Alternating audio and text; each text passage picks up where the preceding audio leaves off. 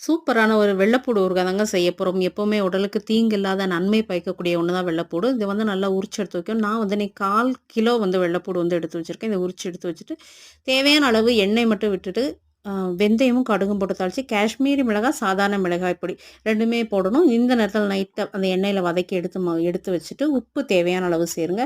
தேவைப்பட்டால் புளித்தண்ணி அப்படி இல்லனா வினிகர் வந்து நம்ம எடுத்துக்கிறலாம். டேஸ்ட் வந்து நல்லாவும் இருக்கும். நல்லா வந்து அந்த ஒரு புளிப்பு சுவையும் இருக்கும். எவ்வளோ நாளானாலும் நம்ம எண்ணெய் வந்து கொஞ்சம் கூடுதல் சேர்க்கும்போது உடம்புக்கு நல்லாயிருக்கும். இதற்கு இடையில நான் என்ன செஞ்சேன் அப்படின்னா, கொஞ்சம் முழு பூண்டு வந்து உரிச்சு லைட்டா எண்ணெயில வந்து வதக்கி எடுத்து வச்சேன். லாஸ்ட்ல வந்து நமக்கு தேவைப்படும். அப்ப அந்த புளியோட சேர்த்து நல்லா வெந்து வரட்டும். அதாவது மசிய வேக வேண்டாம். ஓரளவுக்கு நல்லா அதாவது முழு பூண்டும் தெரியணும். டேஸ்ட்டுமே நமக்கு நல்லா இருக்கணும். குழந்தைகளுக்கா இருந்தாலும் இது குடுக்கறதுக்கு நல்லது. நல்ல ஒரு ஹார்லிக்ஸ் பாட்டில்ல வந்து நல்லா அடைச்சு வச்சுக்கோங்க. பிளாஸ்டிக்ல எடுத்து பின்ன நம்ம எடுத்து பயன்படுத்தும்போது எப்பவுமே வந்து மர ஸ்பூன்களை பயன்படுத்துங்க. இப்ப நான் எடுத்து வைக்கிறதுக்கு வேண்டிய இந்த இது வந்து பயன்படுத்துறேன். பிடிச்சிருந்தா லைக் பண்ணுங்க, கமெண்ட் பண்ணுங்க, ஷேர் பண்ணுங்க. Thank you.